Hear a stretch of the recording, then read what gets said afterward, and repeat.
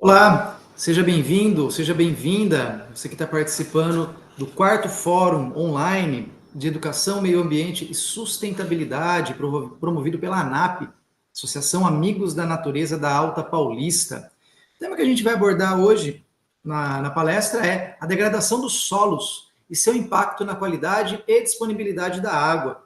Meu nome é Éder, eu sou professor do Departamento de Geografia da FCT Unesp, campus de Presidente Prudente. Tá? E nossa fala vai se dividir em alguns momentos. Então, inicialmente, eu vou falar da evolução dos impactos ambientais, vou falar depois um pouquinho da evolução também, da preocupação quanto a esses impactos, antes de entrar propriamente dito nos solos.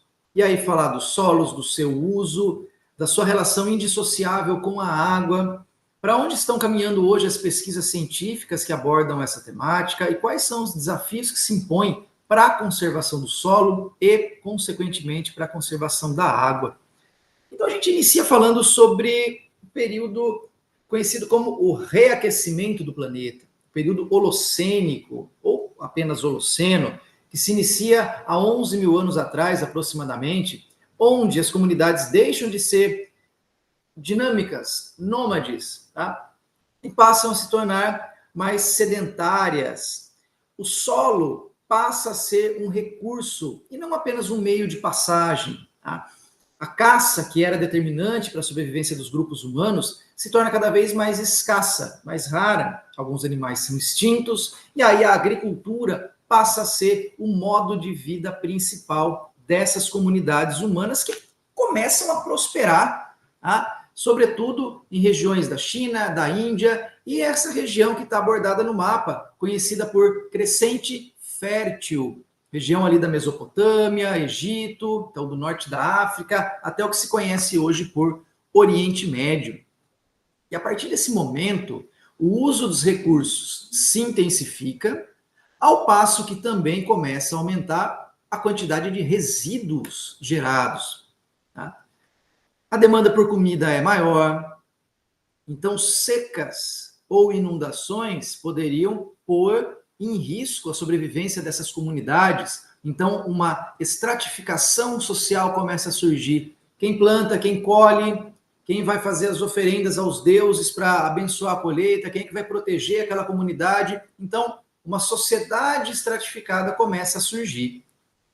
E avançando bastante aí no tempo, século XVIII para o século XIX, a gente vai para o período conhecido por Revolução Industrial, onde há uma mudança significativa do processo de produção. Então, o processo artesanal de produção, o artesão, ele conhece a matéria-prima, ele conhece o processo produtivo, ele vende, então ele participa de todas as etapas. Na Revolução Industrial, ele vai servir como mão de obra apenas. Okay? Então, essas duas imagens nos mostram um pouco, ilustram um pouco desse período. A de baixo mostra o interior de uma fábrica. Então, grandes máquinas, muita gente trabalhando, a demanda por mão de obra é muito grande, condições insalubres de trabalho. E o que se utilizava como fonte de energia, ora, o que a indústria faz? Pega matéria-prima, que no caso era principalmente o algodão, as fibras, tá? Para a indústria têxtil. Então, pega a matéria-prima, aplica trabalho, energia, e aí produz-se, né? Desenvolve-se um novo produto. Muito bem, se utilizava como fonte de energia o carvão mineral, que ainda é bastante utilizado, tá? Sobretudo em alguns países europeus, embora venham passando por transição energética, mas nessa época o carvão mineral era a grande fonte de energia. E a indústria, por depender muito de mão de obra ainda, tá? Começa a receber, as cidades, né, onde se localizam essas indústrias, começam a receber um aporte de pessoas cada vez maior. E essas pessoas não, as cidades, né, não conseguem comportar de maneira adequada, ou para usar um termo mais novo, de maneira sustentável essas populações. Tá? Então as cidades se tornam também elementos insalubres. Há uma mudança muito grande no fluxo de matéria e energia. Fluxo de matéria, por exemplo, que é extremamente modificado pelo lançamento de gases pelas chaminés das fábricas, pelas próprias casas que queimam carvão para aquecimento. A imagem de cima, ela é da cidade de Manchester, no Reino Unido, no auge aí da primeira revolução industrial. Então, além do consumo em excesso dos recursos, passa-se também a ter uma geração muito grande de resíduos, tá? Resíduos sólidos como lixo, esgotos ou resíduos no sistema atmosférico. Essas duas imagens são muito emblemáticas. A da esquerda, apesar da foto ser estática, tá? Mas mostra uma dinâmica de pessoas indo e vindo, com carroças, com charretes, levando coisas, levando gente. E do outro lado, uma imagem de uma cidade bucólica, tranquila. Tá? E elas são do mesmo período histórico, tá? Metade para o final do século XIX. A cidade de Londres e a cidade de São Paulo. Então, os impactos ambientais, eles eram restritos às grandes metrópoles da época, aos países chamados de desenvolvidos. Essa revolução industrial ela sofre uma primeira metamorfose na transição do século XIX para o século XX. E essa metamorfose ela vai incidir nos produtos finais. Na primeira revolução, indústria têxtil. Na segunda revolução, indústria automobilística. E essas imagens são muito emblemáticas também. Tá? Um trânsito de charretes na cidade de Nova York no fim do século XIX. Coisa de 10, 20 anos depois, a década de 1910 para 1920, já um trânsito de automóveis, de carros. O carro que hoje é onipresente no nosso dia a dia, tá? Já era presente nos Estados Unidos. E também surge uma nova maneira de produzir. Tá? Um cidadão chamado Henry Ford, ele vai pensar e executar um modo de produção chamado de Fordismo, que consiste numa linha de montagem, uma linha de produção. E se nós pensarmos, essa não é uma ideia ultrapassada. Tá? O Fordismo ele ainda é presente em algumas indústrias, claro, com modificações, mas essa ideia de uma função especializada para ganhar tempo, para ganhar em escala, para a produtividade ser maior, isso ainda ocorre. Tá? Então, o Fordismo que é representado nessa imagem pela cena clássica do filme chamado Tempos Modernos, do genial Charles Chaplin, então ela nos mostra também uma face da Revolução Industrial, que muda também a principal fonte de energia, que antes era o carvão e passa a ser o petróleo. Tá? Então o petróleo e o carvão são, até esse momento, as duas grandes fontes de energia do capitalismo. E claro que a queima desses combustíveis, um modo de vida cada vez mais urbano, sem muita preocupação ambiental, faz com que alguns desastres ocorram e vão se tornando cada vez mais comuns. Um grande problema ambiental é o smog, que é uma grande nuvem de poeira poluente, tóxica, causado aí pelo acúmulo de gases poluentes derivados principalmente da queima de carvão mineral. E também de outros combustíveis fósseis derivados de petróleo. Mas esse em específico, na cidade de Londres, o grande smog, o grande nevoeiro de Londres, causou aí a morte de várias pessoas, mais de 200 de pessoas perderam a vida nesse evento que foi causado, se nós pegarmos um pouquinho das aulas de climatologia, por uma coisa chamada de inversão térmica. Então podemos ver nessa parte de baixo, em um período de fluxo normal, o ar se aquece, sobe e leva os poluentes. Em uma situação de inversão térmica, o ar frio demora a se aquecer e esses poluentes ficam restritos próximos ali à superfície, causando problemas ambientais, problemas respiratórios muito sérios. Ok?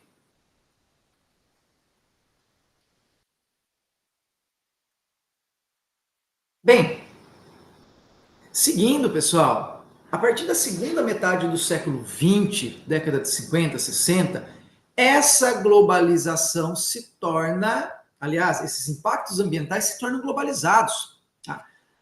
A foto da fachada da General Motors do Brasil, lá no ABC Paulista, a região ali da Grande São Paulo, é uma amostra disso.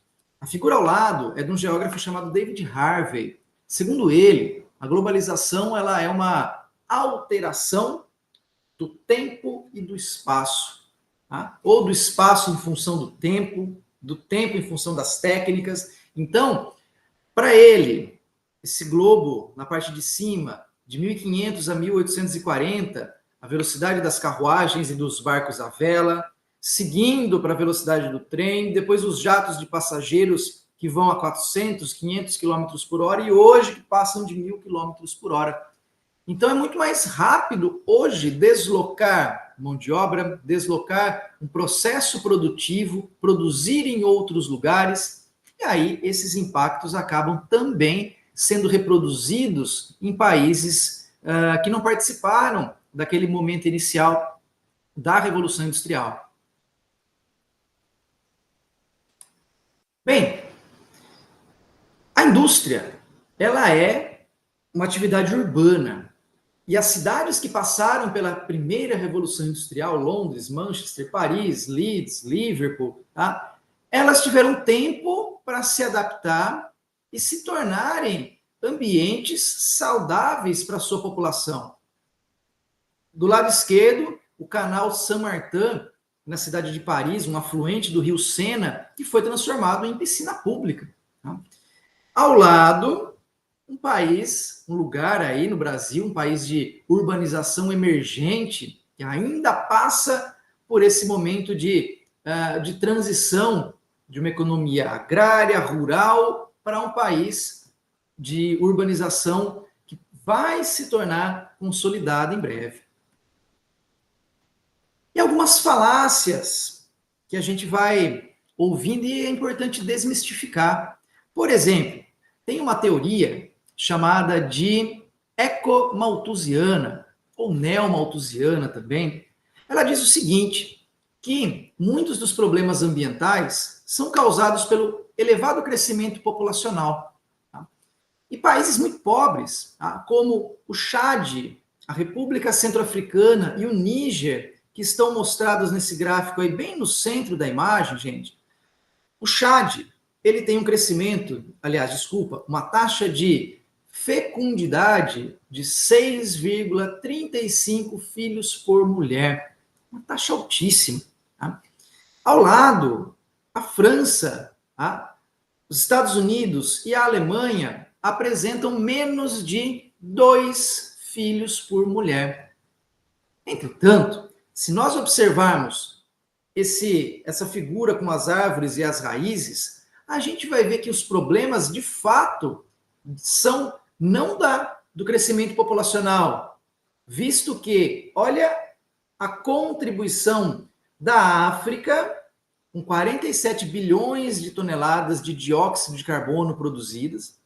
Já a Europa, que tem taxas de crescimento muito menores, apresentam aí uma produção enorme de dióxido de carbono. Os Estados Unidos também. Então não é a quantidade de filhos que nascem, mas o padrão de consumo que essas crianças irão ter ao longo da vida, que é determinante para os impactos. Ainda falando sobre a globalização dos problemas ambientais, não é só a produção, o processo produtivo que se torna global, mas também os resíduos. Olha só, gente, à direita, pelo menos à minha direita, não sei como é que está na projeção, uma foto do lançamento de um iPhone em Tóquio. O celular da Apple, um dos celulares mais populares e mais caros que a gente tem hoje. E ao lado, uma criança em meio a um lixão de eletrônicos em Gana, um lixão chamado de Abogloshi, que é o maior lixão de eletrônicos do mundo. E abaixo, o deserto do Atacama com toneladas de roupas descartadas. Exemplos claros de algo que se tornou comum, tá? Que é a obsolescência programada. Então, os celulares, os notebooks, os computadores, as televisões, que vão se tornando obsoletos com o tempo, são descartados e mandados para esses países. O lixo não some por um acaso. Ele vai para algum lugar. E também a chamada fast fashion, tá? Que gera roupas cada vez mais descartáveis e que são jogadas, são levados para outros países. Tudo isso para chegar num ponto, pessoal, e dizer que nós levamos um modo de vida insustentável. Precisamos de cada vez mais coisas, então é necessário mais matéria-prima para produzir. Tá? Aí está um exemplo de uma fábrica de cimento. Mais gente, precisamos de mais comida. Tá? Comida, tá? Não só comida, mas comida, fibras, soja, algodão, milho, laranja, carne, arroz, enfim. E tudo isso, pessoal, toda essa produção de comida se baseia em um aporte cada vez maior, isso a gente vai ver mais adiante também, um aporte cada vez maior de fertilizantes. Aqui, tá? Onde está escrito comida, abaixo, a foto são alguns montes de potássio que vão servir de insumo para a indústria de fertilizantes. Precisamos também de energia. Esse fórum está sendo transmitido online, então tem a energia do computador, da luz, do celular que está ao lado. Então, a demanda por energia é cada vez maior. E fica também uma interrogação, será que essa transição energética de combustíveis fósseis, tomando como exemplo muito palpável os carros elétricos, a gente vai continuar demandando energia. Ela só está mudando de aspecto, ela não vai liberar CO2. Mas da onde vem esses depósitos de energia, de materiais que vão ser usados nos carros elétricos, em células fotovoltaicas, enfim. Tá? É uma questão muito interessante para se pensar. E também os resíduos. Tá? Então, se a gente pegar todo esse ciclo, materiais, comida, energia e resíduos, o nosso modo de vida produz e gera mais rejeitos do que o planeta tem para nos oferecer. Tá? Então, hoje o nosso modo de vida ele é insustentável.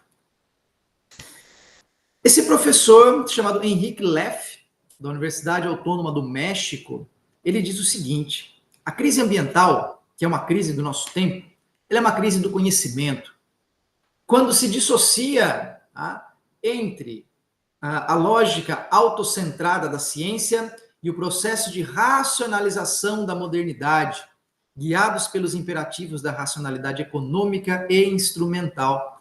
Ora, precisamos de energia? Vamos pegar as fontes de energia. Precisamos de mais comida? Vamos extrair potássio, vamos extrair, vamos colocar fertilizante, vamos produzir mais. Será?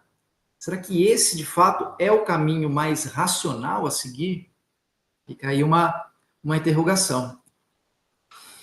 E pensando nisso, pensando que nós levamos um modo de vida insustentável, essa preocupação é recente. A gente está falando desde o início do Holoceno, estamos chegando aí no final da década de 1960. Então é muito tempo que se demora para cair a ficha de que o nosso modo de vida não vai ter muito futuro. Tá? Então, na década de 60, os Estados Unidos acabam se tornando pioneiros na publicação de leis que controlem esse crescimento a qualquer custo. Tá? A NEPA, a National Environmental Policy Act, tá? A política ambiental americana, ela coloca freios, ou na verdade ela coloca condições para que os empreendimentos que sejam potencialmente poluidores ou que causem degradação ao ambiente, eles compensem esses impactos, ou que eles nem ocorram. Tá? E aí se seguem várias discussões, vários encontros, e eu chamaria a atenção para 1972, tá? 3 episódios. A primeira conferência da ONU sobre o meio ambiente humano, chamada Conferência de Estocolmo, a publicação de uma obra chamada Os Limites do Crescimento, qual o custo final do crescimento? Tá? Publicado aí por um grupo de intelectuais que ficaram conhecidos como o Clube de Roma. E no Brasil, ainda na década de 70, ocorre o primeiro estudo de impactos ambientais, tá? Lá para a construção da barragem de Sobradinho. E é também na década de 70 que se realiza a primeira conferência sobre educação ambiental, prevendo que a educação ela não deve apenas educar para as matérias, tá? Mas também para que tenhamos uma educação de modo a gerir os recursos e os resíduos. Tá? Seguindo um pouquinho mais, a política ambiental brasileira ela começa a despertar na década de 80, com a Política Nacional do Meio Ambiente, com a criação do Conselho Nacional do Meio Ambiente, né, o CONAMA, que prevê a avaliação de impactos ambientais, que é um instrumento fantástico, tá? Que norteia ainda hoje que todo empreendimento deve passar por um licenciamento ambiental. Tá? Abrindo um parênteses, né, para uma discussão recente, a exploração de petróleo na foz do rio Amazonas, por exemplo, a Petrobras ela quer explorar petróleo, mas a avaliação de impactos ambientais vem indicando que não é uma atividade viável, segundo o IBAMA, que é quem avalia esse estudo de impactos ambientais. Okay? Então, avançando um pouquinho mais, em 92, essa figura que está aí é o logotipo, né? O logo da conferência chamada de Eco 92 também, que 20 anos depois de Estocolmo se realiza no Rio de Janeiro. Em 1997, ocorre a Conferência de Quioto. Então, é uma das conferências mais importantes que vai tratar da questão das mudanças climáticas, onde há o entendimento de que as atividades humanas vêm causando o aumento das temperaturas. E a gente observa isso de maneira clara, tá, nos dias atuais, com temporais, extremos climáticos, ou secas, ou chuvas extremas. Tá? Então, a gente percebe um clima desregulado, tá, por conta desse aumento da temperatura. Okay? E é muito importante para nós, aqui, para essa nossa palestra, para essa nossa conversa, pessoal, o ano de 2015. Em 2015, são publicados 2 documentos muito importantes. O primeiro deles, a Agenda 2030, que também ficou conhecida como os ODS, ou os Objetivos de Desenvolvimento Sustentável, que passam aí não só pelo meio ambiente em termos ecológicos, digamos assim, mas que permeia toda a vida humana. Tá? É um objetivo erradicar a pobreza, que não haja mais fome, que tenha saúde e bem-estar, educação de qualidade, que haja igualdade de gênero, que haja água limpa e saneamento, que haja energia limpa e acessível, que haja emprego digno e crescimento econômico, que haja indústria, inovação e infraestrutura e que isso gere frutos para a comunidade, que haja uma redução das desigualdades, sejam elas sociais, enfim, tá? Que as cidades e comunidades sejam sustentáveis, que o consumo e produção sejam responsáveis, tá?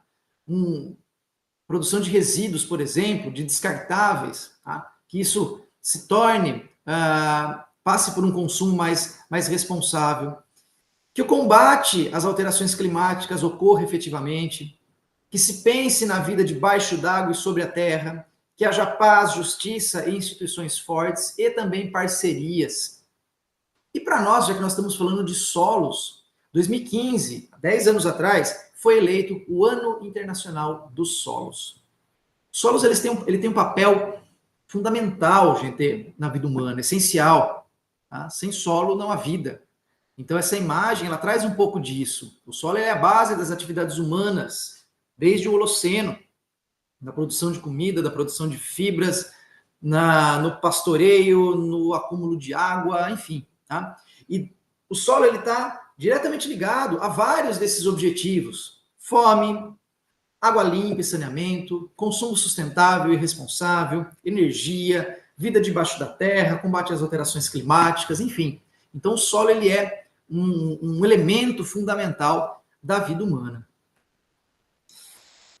E aí a gente entra para falar um pouco mais desses solos. Então, segundo uma definição da Embrapa, Empresa Brasileira de Pesquisa Agropecuária, o solo é uma coleção de corpos naturais constituído por partes sólidas, líquidas e gasosas, tridimensionais, dinâmicos, formados por matéria mineral, orgânica e que ocupam a maior parte do manto superficial das extensões continentais do nosso planeta, Contém matéria viva e podem ser vegetados na natureza onde ocorrem e, eventualmente, terem sido modificados por interferências antrópicas. Bem, isso é a definição completa aí dos solos. Na prática, gente, nós temos uma relação que deve ser muito bem pensada. O solo deve ser visto como um recurso natural ou ele deve ser visto como um ente de função ecológica? Tá? E essas duas maneiras de pensar podem ser sintetizadas nessas duas imagens. Tá? Na verdade, há três imagens. Né? Uma delas está mostrando a composição dos solos. Mas essa aqui do meio, que parece um barril formado aí por luz, boro, zinco, ferro, água, cobre, gás carbônico, nitrogênio, fósforo, potássio, cálcio, enxofre e magnésio. Bem, e no meio e dentro desse barril está escrito ali, produção máxima da planta. Segundo essa visão, ajeitando um pouquinho mais de água, colocando um pouquinho mais de potássio, de fósforo, eu faço com que a planta produza mais. Isso é a base da indústria de fertilizantes. Essa ideia. Bom, eu vou corrigir o potássio, eu vou corrigir o sódio, eu vou corrigir a água, eu vou corrigindo individualmente esses elementos para que o solo produza mais. Isso é uma visão de que o solo é um recurso natural, um recurso que tem que produzir para satisfazer as necessidades humanas. Ok. Do outro lado, eu entendo também o solo como um ser vivo, um ser que tem uma função ecológica. Quando digo que ele é vivo, não é a matéria mineral que é viva, mas há uma série de relações entre fungos, bactérias, algas, insetos, formigas, cupins, minhocas, tá? Protozoários, enfim. E toda essa gama, toda essa fauna está ali naquele solo, principalmente nos primeiros horizontes, na parte superficial, e ela é fundamental para a nutrição do solo, para sustentar a vegetação que está por cima, tá? Para que a água consiga ser filtrada e armazenada de maneira eficiente. Tá? E também o solo serve como um grande reservatório de carbono. Então, ele tem uma função ecológica muito grande. Bem, vindo um pouquinho para a nossa realidade, os solos das regiões tropicais são solos que apresentam, em sua maioria, baixa fertilidade natural, devido ao intenso processo de lixiviação. A carta de Pero Vaz de Caminha, onde ele dizia, em se plantando tudo dá, é mais ou menos. Não é tão fácil assim. Por quê? O excesso de chuva causa uma lixiviação, uma remoção de alguns elementos. É como se a gente estivesse fazendo café. Tá? Ao jogar uma quantidade muito grande de café no pó de café, eu vou ter uma remoção cada vez maior desses elementos. Tá? E esses elementos vão parar ali no nosso café. Okay? Em condições naturais, o que seria essa alusão do café com os solos? Chove muito, esse solo vai ser lavado. A água penetra nos poros desse solo e vai removendo elementos como sódio, cálcio, potássio, magnésio, fósforo, nitrogênio, que são elementos fundamentais para o desenvolvimento das plantas. Tá? E aqui tem algumas imagens bem interessantes. Dois perfis de solo, aliás, dois perfis de cada tipo de solo. Dois perfis de latossolo, um latossolo vermelho-amarelo e um latossolo amarelo. Solos muito profundos, chegando aí a 20, 30 metros em alguns lugares, e um plintossolo, onde essas manchinhas vermelhas são óxidos de ferro, são solos lateríticos. Tá? Por serem muito lavados, tá? Esses elementos se perdem na drenagem, que vão parar na água subterrânea, que vai parar nos rios depois, tá? E esse gráfico nos mostra que solos de clima quente e úmido têm baixos teores de magnésio, cálcio, potássio, fósforo, nitrogênio, mas tem uma grande quantidade de carbono. Então, incêndios florestais, aragem desses solos, faz com que esse carbono acabe se perdendo e indo para a atmosfera. Tá? Como então Então, produzir em solos tropicais, esse é um desafio. Tá? E é um desafio que vem sendo tratado de maneira correta por alguns, equivocada por outros. Vamos entender um pouquinho. Ao longo das décadas, produzir em solos tropicais significa a aplicação de grandes quantidades de fertilizantes sintéticos. É a ideia desse barril aí. Esse barril, pessoal, é uma síntese de uma teoria chamada Lei do Mínimo, tá? Formulada aí por um alemão chamado Justus von Liebig. Tá? Bom, essa aplicação de fertilizantes sintéticos, ela diz o seguinte: nenhuma aplicação é 100% eficiente. Tá? Toda eficiência, toda absorção pela planta será decrescente com o tempo. Ou seja, mais elementos se concentrarão no solo, ou irão para a drenagem superficial ou subterrânea. A planta não vai absorver tudo. Tá? Então, parte desses fertilizantes, seja potássio, sódio, cálcio, magnésio, enxofre, enfim, ele vai para o solo e esse excesso pode ir parar na água e vai parar nas águas. Ok? Então, o que é acrescentado geralmente? Nitrogênio, fósforo, potássio, cálcio, magnésio, enxofre, ferro, manganês, cobre, zinco, boro, cloro ou cloreto, tá? Para suprir aquele excesso de lixiviação. Além disso, ambientes tropicais, chove, é quente, então há um desenvolvimento do que se convencionou chamar de ervas daninhas. Tá? Se eu produzo uma monocultura, seja soja, cana, milho, algodão, enfim, tá? Tudo que cresce além dela, para mim é invasora e eu preciso eliminar. Tá? Então há um uso em excesso dos chamados agrotóxicos, ou para alguns chamados de defensivos fitossanitários. E isso vem de muito tempo já. Então, desde a Segunda Guerra Mundial, que o DDT, que é um inseticida organoclorado, tá? Ele vem sendo difundido como algo extremamente positivo. Tá?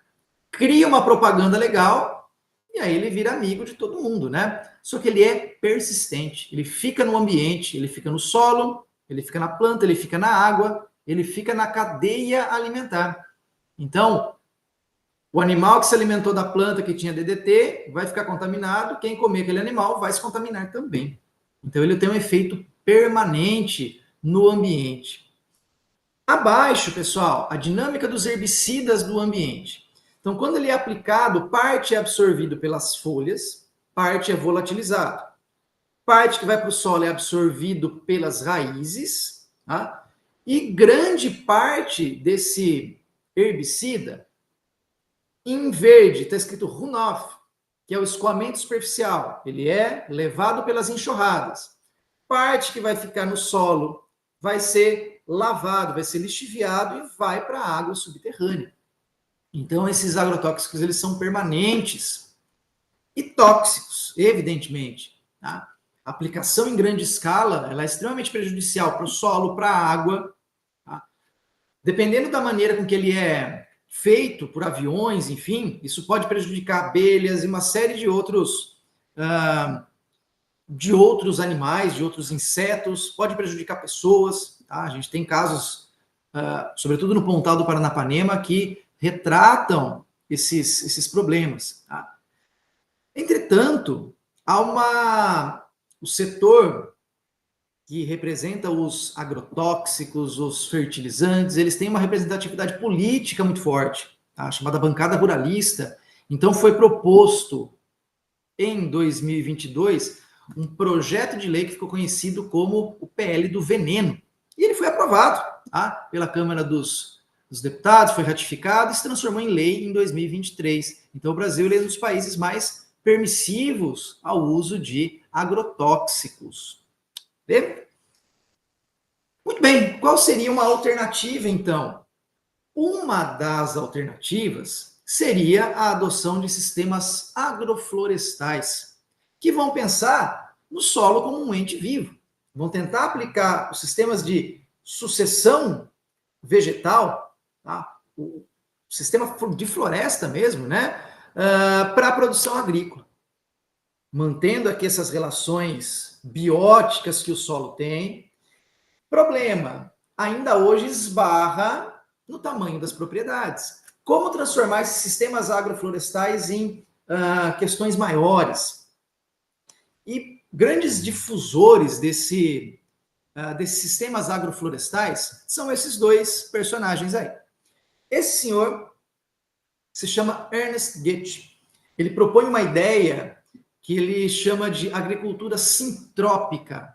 Sintropia seria o contrário de entropia. Entropia vai chegar um momento que a energia acaba. Sintropia, a energia vai sendo produzida. Então, produzindo, entendendo os mecanismos florestais de sucessão vegetal, de crescimento de raízes, tá? Consegue-se produzir, tá? Mantendo o solo vivo, tá? Com uma intervenção humana muito grande, porém sem uma intervenção com agrotóxicos, com poluentes. A outra personagem é a professora Ana Primavesi, que na década de 70 escreve esse livro muito bom, muito complexo, mas muito bom, chamado Manejo Ecológico do Solo, tá? Onde ela aborda a agricultura nas regiões tropicais, ela entende a complexidade do solo, não como a adoção ou a adição apenas de sódio, de cálcio, de potássio, de magnésio, mas toda a complexidade de macro e de microelementos que estão presentes nos sistemas naturais também e devem ser preservados.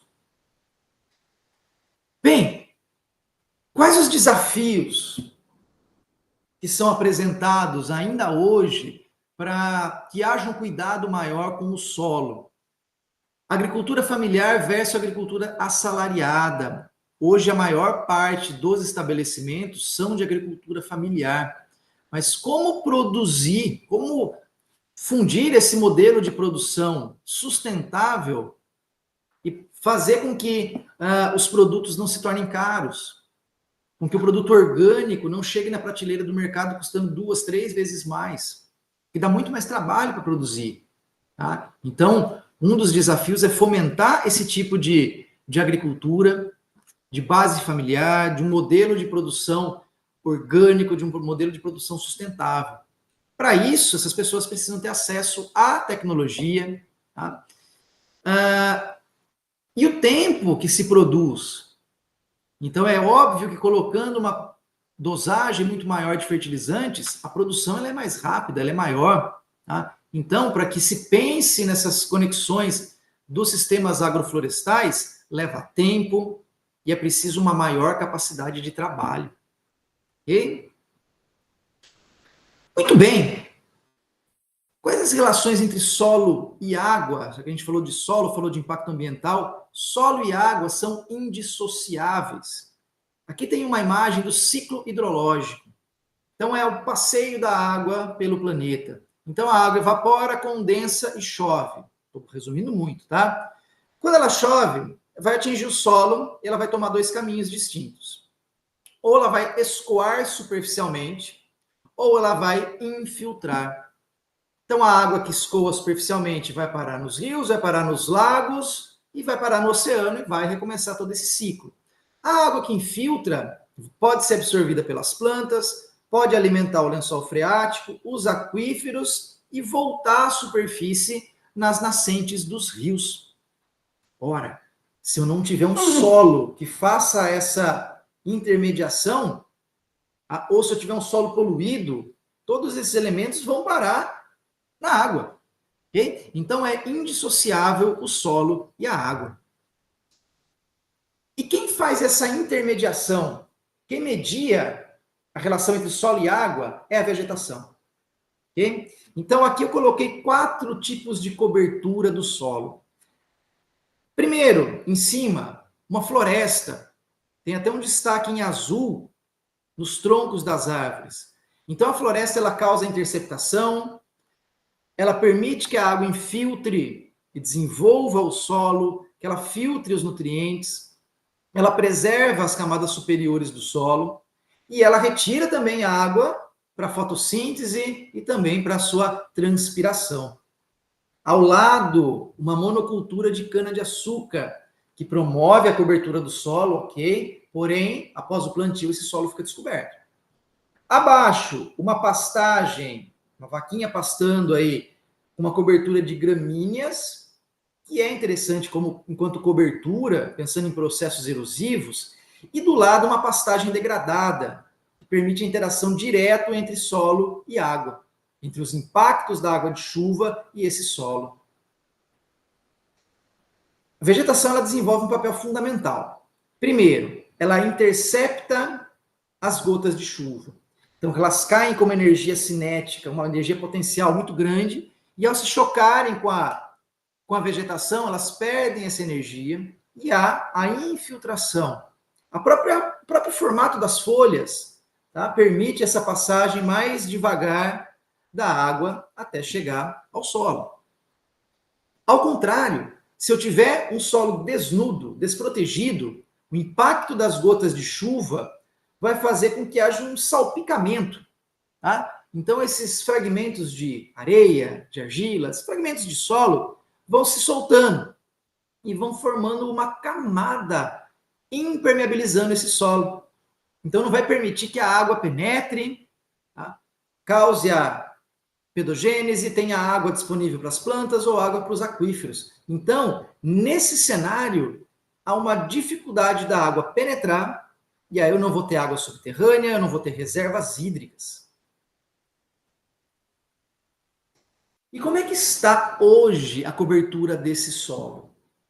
Essas duas imagens são do MapBiomas. Se não me falhe a memória do ano de 2020.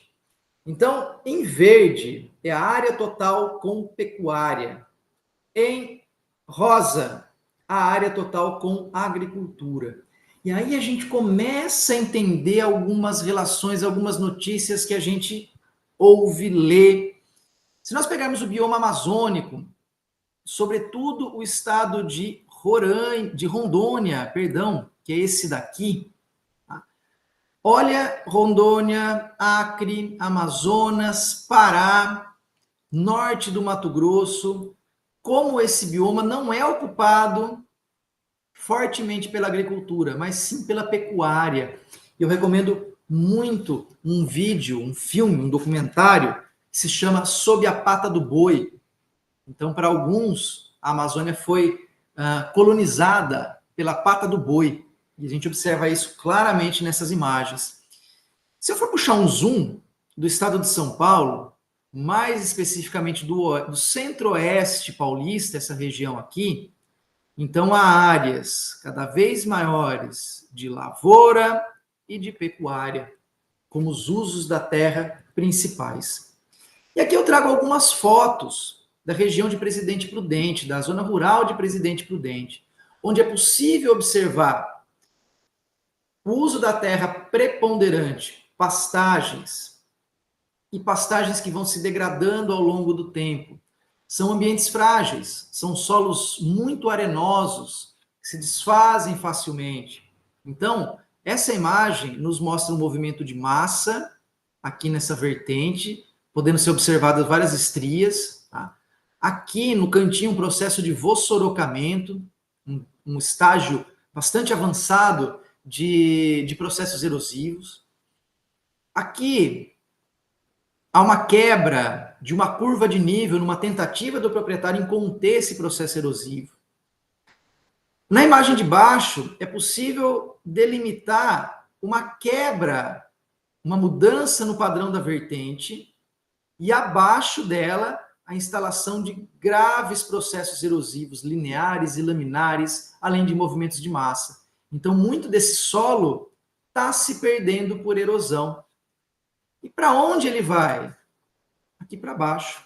Tá? Então, percebam que toda a planície fluvial, aqui no fundo de vale, ela vai sendo entulhada, um excesso de sedimentos.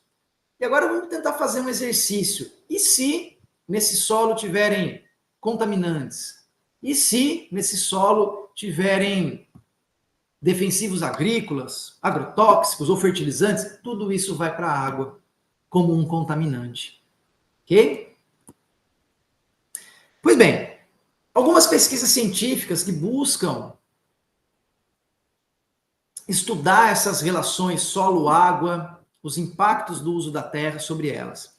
Uma pesquisa da qual eu participo como coordenador, aqui do rio Mandaguari, é um rio bastante grande na região de Presidente Prudente, dinâmica erosiva, hidrossedimentológica e hidroquímica da bacia hidrográfica do rio Mandaguari e suas implicações na evolução geomorfológica do Oeste Paulista. Então, composto por mim, pela professora Renata Ribeiro, Paulo César Rocha, João Osvaldo, Fabiano, Daniele e pelos bolsistas Pablo e Mariana. Tá? Então, a ideia desse projeto é quantificar um pouco dos fluxos de solo e o impacto que eles causam nos corpos hídricos. Então, esse mapa mostra o uso da terra. Então, predominantemente em amarelo são pastagens, tá? Permeado aí com um pouquinho de cana-de-açúcar em cor-de-rosa, áreas de mata ainda um pouco preservadas nos fundos de vale e na alta bacia algum resíduo de uma parcela, né, de urbanização. E aí a gente observa essas três imagens. Uma vertente com perdas de solo muito grandes, um desequilíbrio nas vertentes, processos erosivos muito intensos. Essa linha tracejada mostra a divisa entre, na parte de baixo, a formação Presidente Prudente, o arenito, a rocha, e na parte de cima, bem delgado, bem fininho, a camada de solo. Está se perdendo por erosão. E está indo para onde? Está indo para os fundos de vale, para os rios. Esse é o rio Mandaguari, cheio de areia. E como nós estamos fazendo essa quantificação? Vamos começar por aqui. Então, a gente está monitorando mensalmente a qualidade de água e a quantidade de sólidos que são transportados mensalmente e a cada grande evento chuvoso. Então, eventos muito intensos fazem uma subida grande do rio. E esse rio vai levar sedimentos. Percebam a comparação dessas duas imagens. Nós instalamos garrafas para medir o fluxo de sedimento quando o rio subisse. A primeira garrafa, a distância dessas imagens temporalmente é antes do evento e depois do evento, tá? Coisa de dias. Então, a primeira garrafa ela sumiu. E as duas de cima, essa última garrafa está a quase 2 metros de altura, distante do corpo d'água. Então perceba que toda essa área onde eu estou passando o meu mouse, que não havia areia, ela foi totalmente entulhada. A quantidade de sedimentos foi muito grande. Como que a gente mede? Além do corpo d'água, são instaladas parcelas de erosão.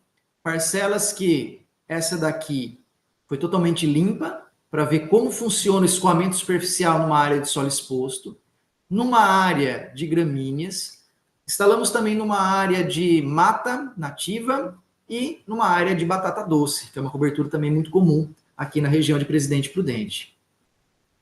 Uma outra pesquisa científica, né, uma outra metodologia, digamos assim, possível de ser aplicada, é a equação universal de perdas de solo, que foi desenvolvida lá na década de 70, que leva em conta a erosividade, a intensidade da chuva, a erodibilidade do solo, um solo mais ou menos poroso, mais ou menos permeável, a topografia, dinâmica das vertentes, seu comprimento, a sua inclinação, a cobertura do solo, o que está cobrindo ele, qual é o uso daquela terra, tá? E o seu manejo.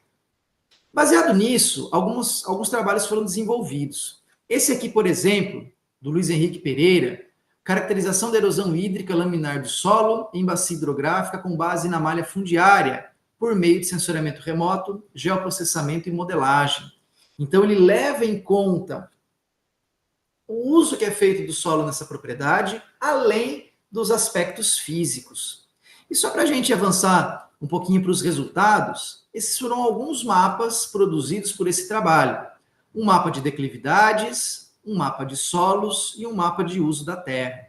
Então, a gente percebe nesse uso da terra grande quantidade de pastagens, em verde mais claro.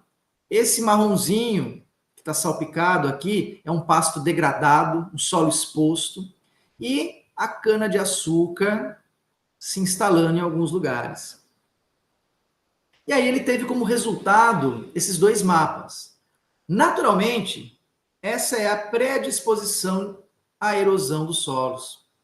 Quando é inserido na equação o uso da terra, percebam como aumenta. Então, o uso da pecuária extensiva sem manejo, manejo é uma palavra fundamental, sem manejo, da cana-de-açúcar manejada de maneira errada, isso pode proporcionar um aumento muito grande do processo erosivo e da perda de solo, e por consequência da perda de água. Um outro trabalho, perdas de solo e índices de vegetação, uma proposta metodológica para determinação do fator de cobertura, o fator C, em pastagens e cana-de-açúcar, da professora Edivânia Correia, que hoje está na Universidade Federal de Pelotas, no Rio Grande do Sul, mas desenvolveu esse trabalho aqui no interior de São Paulo também. Então, ela problematiza, dizendo, colocando o aumento da cobertura de cana-de-açúcar e do aumento das pastagens. E aí, o uso da terra também, assim como a outra bacia hidrográfica mostrada há pouco, predominantemente pastagem e cana-de-açúcar. E aí, ela coloca algumas parcelas. A exemplo do que está sendo feito aqui no Rio Mandaguari, só que um pouco maiores. Então, em áreas de gramínea, solo exposto e cana-de-açúcar. Então, tudo que é escoado durante um evento chuvoso, ela coleta e quantifica essas perdas de solo. E os resultados são muito expressivos, são muito grandes. Tá? Então, ela pegou 2 eventos de chuvas intensas. Um evento que choveu 12 milímetros em 1h20 e um evento que choveu 129 milímetros em 1h50. E ela chegou a alguns números muito grandes. Tá? Uma área, por exemplo, de solo exposto, de pastagens degradadas, pode chegar a uma perda de 206 toneladas de solo por ano. O solo que deve ser usado para produzir comida, para produzir fibras, para armazenar água, para dar suporte para a vegetação. Isso é uma pequena bacia hidrográfica no interior de São Paulo. Se a gente colocar isso em uma unidade muito maior, olha a quantidade de solo que vem se perdendo. Tá? E por consequência de armazenamento de água. Desafios. Converter essas pesquisas em políticas públicas. A gente tem a Constituição Federal de 88, que diz no seu artigo 255 que todo cidadão tem direito a um meio ambiente ecologicamente equilibrado. Bem de uso comum de todos. Tá? Então, é um direito que as pessoas tenham um ambiente equilibrado. Esse direito não deve ser alienado pela produção agrícola de A, B ou C. E em 97, a Política Nacional dos Recursos Hídricos diz que a água é um bem de recurso natural limitado, dotado de valor econômico, onde há escassez, tá? Deve ser priorizado o abastecimento humano. Entretanto, essa lei não fala de excesso de água, como lidar com isso nas enchentes. Tá? E coloca também a bacia hidrográfica como uma unidade territorial para implementar essas políticas públicas. Essas pesquisas, que eu mostrei há pouco, são desenvolvidas em bacias hidrográficas. E algo que é muito positivo, tá? Em termos de políticas públicas, é a criação dos comitês de bacias hidrográficas, que é um parlamento das águas. Então, o território, não vou dizer todo o território brasileiro, mas todo o território paulista, certamente, é dividido em comitês de bacias hidrográficas. O Presidente Prudente está na divisa entre 2 comitês, o Comitê do Alto Paranapanema e o Comitê do Rio Aguapeí-Peixe. Tá? Então, o que é uma bacia hidrográfica? É uma área drenada por um rio pelos seus afluentes, tá? Que a água flui sempre para o mesmo ponto, para a sua foz. No entanto, nas vertentes é que se desenvolvem todas as atividades humanas. Cidade, plantação, estrada, indústria. Então, todas as pessoas, já que o meio ambiente ele é coletivo, ele é um direito de todos, então todos têm representatividade num comitê de bacias que vai decidir, vai deliberar sobre os usos desses recursos hídricos.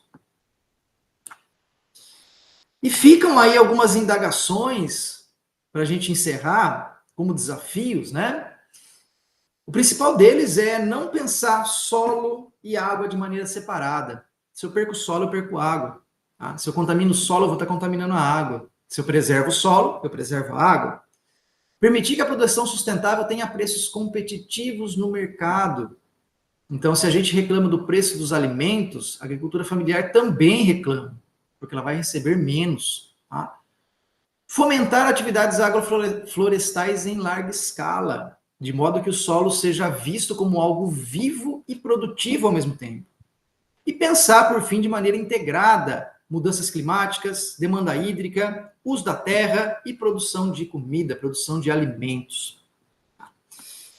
Então, eu agradeço por esse tempo de vocês, por me ouvirem. Eu espero ter abordado um tema que, sem dúvida, ele é fundamental, mas espero ter abordado de maneira competente, e que sirva aí de inspiração para outras pesquisas e discussões em outros níveis também. Tá? Caso queiram contato, está aí o meu e-mail, eder.spati@unesp.br. Então eu vou encerrar esse compartilhamento e encerrar também a apresentação. Muito obrigado a todos e a todas, um forte abraço.